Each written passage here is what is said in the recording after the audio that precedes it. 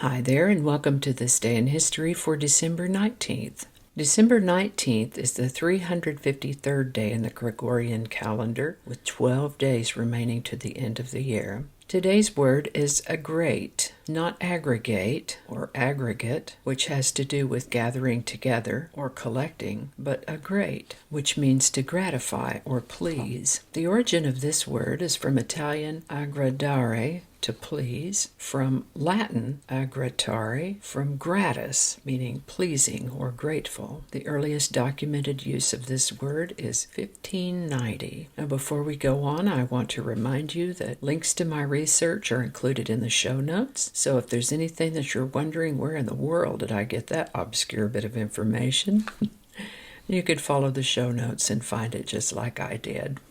And with that, we're going to start in the year 1732, when Benjamin Franklin first published Poor Richard's Almanack. This was a book filled with proverbs, preaching industry and prudence, and it was published continuously for 25 years, became one of the most popular publications in colonial America. In 1776, Thomas Paine published one of a series of pamphlets in the Pennsylvania Journal entitled The American Crisis. Here's a snippet. These are times that try men's souls. The summer soldier and the sunshine patriot will, in this crisis, shrink from the service of this country, but he that stands it now deserves the love and thanks of man and woman. Tyranny, like hell, is not easily conquered, yet we have this consolation with us, that the harder the conflict, the more glorious the triumph. This was in 1776. 243 years ago. In 1777, the Continental Army entered winter camp at Valley Forge. In 1843, Charles Dickens' classic story, A Christmas Carol, was published. In 1917, the National Hockey League opened its first season. A bit of World War II news from 1941, Adolf Hitler appointed himself as head of the German army. And now we're going to jump all the way from 1941 to 1972, when the last lunar landing mission ended. The Apollo lunar landing program ended on December 19, 1972, when the last 3 astronauts to travel to the moon splashed down safely in the Pacific Ocean. In 1984, Britain agreed to return Hong Kong to China. Interesting that news is still relevant. In 1986, Michael Sergio had parachuted into Game 6 of the 1986 World Series at New York's Shea Stadium, and he was fined $500 and sentenced to 100 hours of community service. It's kind of a dangerous thing to undertake, just randomly jumping into a public event. Don't try this at home, kids.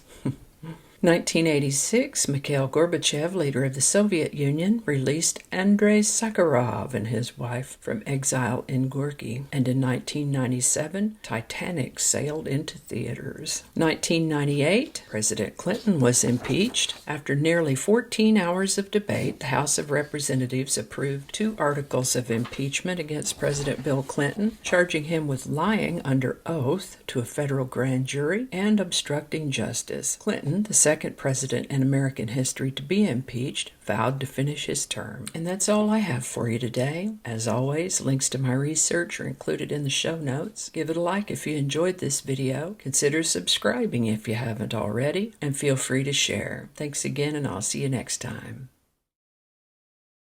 Alrighty, back to work. Alright, okie dokie, Smokey. Let's just rearrange that a little bit. Sometimes when you read the words, it's not quite enough if you haven't put enough words in there to begin with.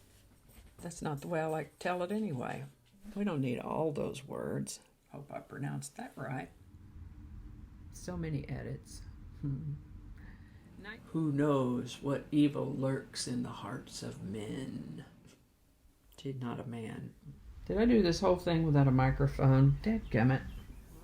This is why I don't do live shows.